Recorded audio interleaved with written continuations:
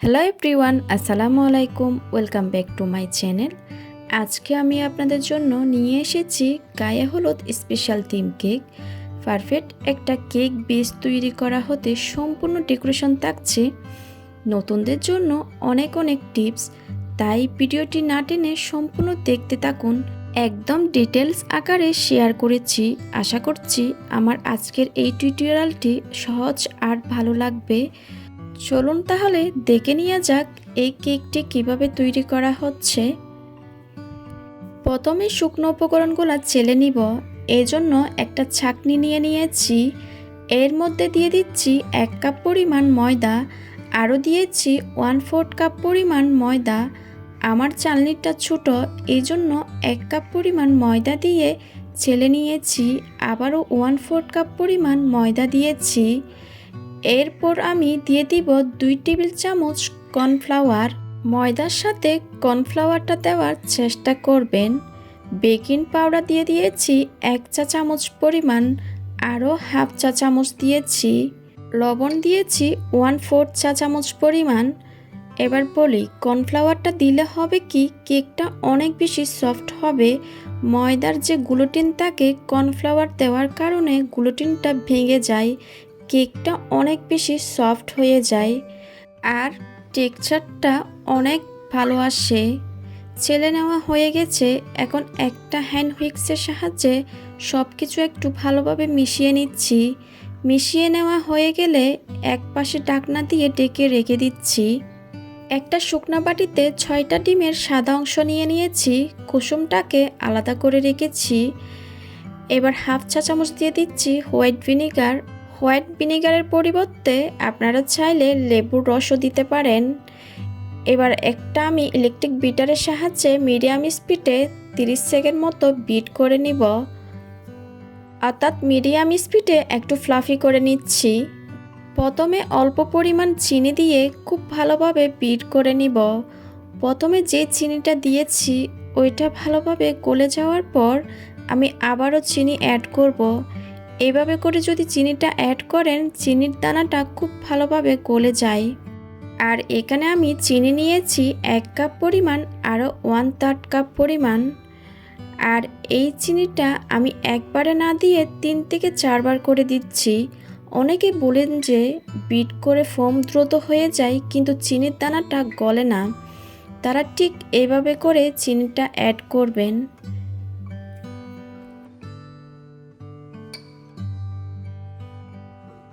সম্পূর্ণ চিনিটা দেওয়া হয়ে গেছে। এবার চিনির দানাটা টোটালি না গলা পর্যন্ত বিট করতে হবে। সেক্ষেত্রে আপনাদের মিনিমাম 8 থেকে 10 মিনিট সময় লাগতে পারে। কারো কিছুটা সময় কম লাগতে পারে, আবার কারো ক্ষেত্রে সময়টা একটু বেশি লাগতে পারে। আমার 8 থেকে 10 মিনিট পর্যন্ত সময় লেগেছিল। আমার চ্যানেলে অনেকগুলো কেকের রেসিপি আছে, আপনারা চাইলে ওইখান থেকে দেখে নিতে পারেন আপনাদের পছন্দ অনুযায়ী। বিট করা হয়ে গেছে। এবার বিটারটা আমি বন্ধ করে দিচ্ছি। এবার দিয়ে দিব আগে থেকে তুলে রাখা ডিমের কুসুম। আরও দিয়ে দিচ্ছি 2 চা চামচ অরেঞ্জ ইমালশন। আপনারা আপনাদের পছন্দ অনুযায়ী যে কোনো এসেন্স বা ইমালশন ব্যবহার করতে পারেন। কয়েক ফোঁটা ফুড কালার দিয়ে দিচ্ছি। 3 টেবিল চামচ রান্নার রেগুলার তেল দিয়ে দিলাম। আপনারা চাইলে বাটার গলিয়েও বাটার দিতে পারেন। এবার বিট করে নিব।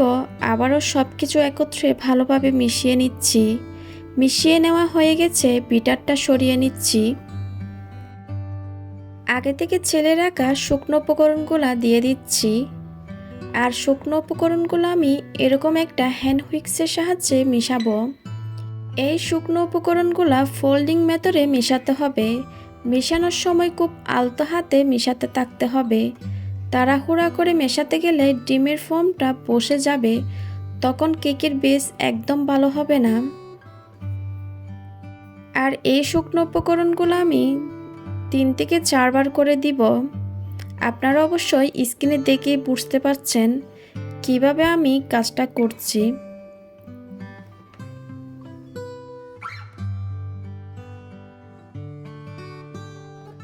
সম্পূর্ণ শুকনো উপকরণগুলো দিয়ে দেওয়া হয়ে গেছে। আবারও আমি ভালোভাবে মিশিয়ে নিচ্ছি।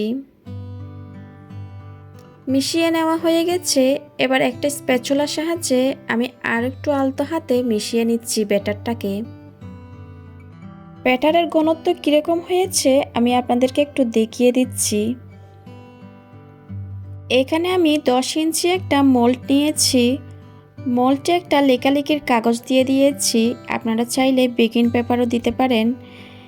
এবার সম্পূর্ণ ব্যাটারটা মোল্ডে ঢেলে নিয়েছি। এবার একটু ট্যাপ করে দিব। এরকম ট্যাপ করার কারণে ভেতরে এয়ার বাবল থাকলে এটা বের হয়ে যাবে। উপরের সারফেসটা একদম সমান থাকবে। এখন এটাকে আমি ওভেনে বেক করে নিব 160 ডিগ্রিতে। আপ ডাউন হিট অন রেখে 30 মিনিটের জন্য। 30 মিনিট পর আমার কেকটা হয়ে গেছে, ওভেন থেকে বের করে নিয়েছি। মাশাআল্লাহ, দেখতেই পাচ্ছেন মোল্ডটা পুরো ভরে গিয়েছে। উপরটা দেখুন একদম সমান রয়েছে, কোনো পেঁজা ভাব নাই। এবার কেকটাকে আমি ঠান্ডা করে মোল্ড থেকে বের করে নিব। কেকটা ঠান্ডা হয়েছে, এবার মোল্ড থেকেও বের করে নিয়েছি। আমি একটু স্লাইস করে আপনাদেরকে দেখিয়ে দিচ্ছি। আমি এই কেকটা 3টা স্লাইস করব, আপনারা চাইলে 4টা করতে পারেন। অবশ্যই আপনারা কেকটা ঠান্ডা হওয়ার পর স্লাইস করবেন, আর ঠান্ডা হওয়ার পর মোল্ড থেকে বের করবেন। গরম থাকা অবস্থায় মোল্ড থেকে বের করতে গেলে কেকটা ভেঙে যাবে, তখন কেকটা অনেক বেশি সফট থাকে। কেকটাকে 10 ইঞ্চি মোল্ডে বেক করেছিলাম। বোর্ড নিব 14 ইঞ্চি। আমার কাছে এই মুহূর্তে 14 ইঞ্চি বোর্ড ছিল না, এজন্য আমি 12 ইঞ্চি একটা বোর্ড নিয়েছি। পরবর্তীতে আমি চেঞ্জ করে নিব একটা 14 ইঞ্চি বোর্ডে। বোর্ডের নিচে কোনো ক্রিম দিই নাই, এতে করে আমার অন্য একটা বোর্ডে নিতে কেকটা সহজ হবে। এবার দিয়ে দিয়েছি সুগার সিরাপ, আর এখানে 1 কাপ পরিমাণ পানির সাথে 1/3 কাপ পরিমাণ চিনি মিশিয়ে সুগার সিরাপটা বানিয়ে নিয়েছি। এবার ক্রিম দিয়ে আমি প্যালেট নাইফের সাহায্যে একটু সমান করে দিচ্ছি। যে জায়গায় একটু ক্রিম কম হয়েছিল ওই জায়গায় আমি আরেকটু ক্রিম দিয়ে দিয়েছি। এবার আমি দ্বিতীয় স্লাইসটা বসিয়ে দিয়েছি। এটা তো আমি খুব ভালোভাবে সুগার সিরাপটা ব্রাশ করে নিচ্ছি। আর এই কেকটাতে ডেকোরেশন করতে আমার 500 গ্রামের মতো ক্রিম লেগেছিল। মেজারমেন্ট কাপ দিয়ে 2 কাপ পরিমাণ নিলে আপনাদের হয়ে যাবে। আবারও ক্রিম দিয়ে প্যালেট নাইফের সাহায্যে চারিদিকে ছড়িয়ে দিচ্ছি। এবার কেকের তৃতীয় লেয়ারটা বসিয়ে দিব। আমি একটু চেপে দিচ্ছি কেকটা যেন নড়ে না যায়। আবার এটা তো আমি সুগার সিরাপ দিয়ে দিচ্ছি। এবার কেকটাকে ভালোভাবে ক্রাম কোটিং করে নিব। অবশ্য যারা নতুন কাজ করছেন তারা ক্রাম কোটিংটা করে নেবেন, এতে করে পরবর্তী যখন ক্রিম দিবেন কেকের গুঁড়া ভাবগুলা ক্রিমে উঠে আসবে না। আমার ক্রাম কোটিংটা হয়ে গেছে, আপনারা দেখতেই পাচ্ছেন। ক্রিমটা একটু সেট হওয়ার জন্য আমি ফ্রিজে রেখে দিব 1 থেকে 2 ঘন্টার জন্য। চলুন তাহলে ফিরে আসি 2 ঘন্টা পর। 2 ঘন্টা হয়ে গেছে, আমি কেকটাকে ফ্রিজ থেকে বের করে নিয়েছি। আবারও আমি ক্রিম দিয়ে দিচ্ছি। এবার একটা পাইপিং ব্যাগে আমি ইয়েলো কালার ক্রিম ঢুকিয়ে নিয়েছি। একটা নজলের সাহায্যে ক্রিমটা আমি দিয়ে দিব। এই ক্রিমটা কিভাবে তৈরি করবেন আমার চ্যানেলে অনেকগুলা ক্রিমের রেসিপি আছে, আপনারা চাইলে ওইখান থেকে দেখে নিতে পারেন। আপনাদের বোঝার সুবিধার্থে আমি ডেসক্রিপশন বক্সে লিংক দিয়ে দিব, আপনারা চাইলে ওইখান থেকেও দেখে নিতে পারেন। এবার একটা প্যালেট নাইফের সাহায্যে আমি সমান করে দিচ্ছি। আপনারা একটু লক্ষ্য করুন কাজটা কিভাবে করা হচ্ছে।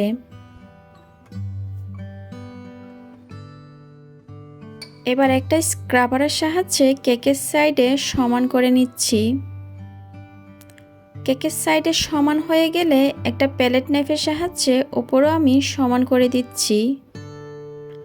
যতবার আমি প্যালেট নাইফ দিয়ে সমান করছি ততবার আমি প্যালেট নাইফটা মুছে নিব। এবার একটা প্যালেট নাইফের সাহায্যে কেকের উপর ডিজাইনটা তৈরি করে দিচ্ছি। এটা আপনারা চামচ দিয়েও করতে পারবেন। আমার অন্য ভিডিওতে আছে এই ডিজাইনটা চামচ দিয়েও করা যায়। কেকের উপরে ডিজাইনটা হয়ে গেছে। এবার আমি এটা ফ্রিজে রেখে দিব, ততক্ষণে আমি ফুল তৈরি করে নিব। আজকের ভিডিওটা আমি ডিটেলসে দেখানোর চেষ্টা করছি আপনাদেরকে। এবার গোলাপ ফুলগুলো আমি তৈরি করে নিচ্ছি। ফুল তৈরি করার জন্য এখানে আমি 127 নাম্বার রোজ নজেল ব্যবহার করছি। আর পাইপিং ব্যাগে খুব বেশি ক্রিম নেওয়া যাবে না, এতে করে হাতের গরমে ক্রিম গলে যায়। গোলাপ ফুল তৈরির ক্ষেত্রে আমি বলছি। আমার একটা গোলাপ তৈরি হয়ে গেছে, এবার এটা আমি তুলে রাখছি। আমি আপনাদেরকে আরেকটা ফুল তৈরি করে দেখাচ্ছি। আপনারা অবশ্যই পাইপিং ব্যাগে অল্প পরিমাণ ক্রিম নিয়ে গোলাপ ফুল তৈরি করবেন, এতে করে গোলাপ ফুলগুলা অনেক বেশি সুন্দর হয়।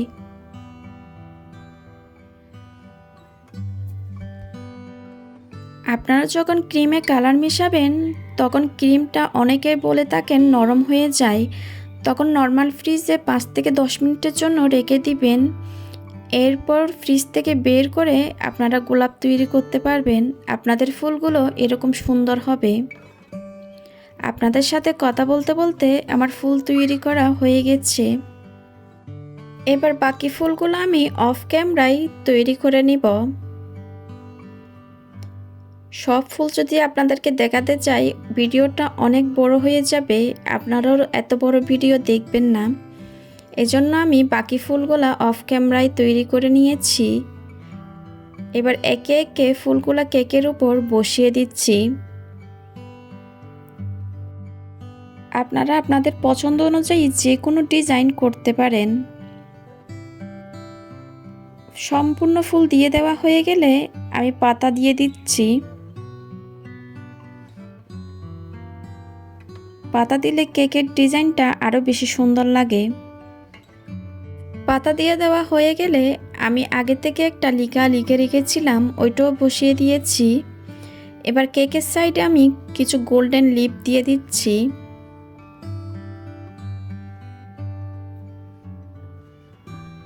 এবার কিছু সুগার বল দিয়ে দিচ্ছি। এরই মধ্যে আমার কেক ডেকোরেশনটা সম্পূর্ণ হয়ে গেছে। মাশাআল্লাহ, কেকটা দেখতে সামনাসামনি অনেক বেশি সুন্দর লাগছে। আমি আশা করছি আমার আজকের এই রেসিপিটা আপনাদের ভালো লেগেছে। ভালো লাগলে প্লিজ আমার চ্যানেলটা সাবস্ক্রাইব করে দিবেন, সাথে থাকা বেল আইকনটি ক্লিক করবেন।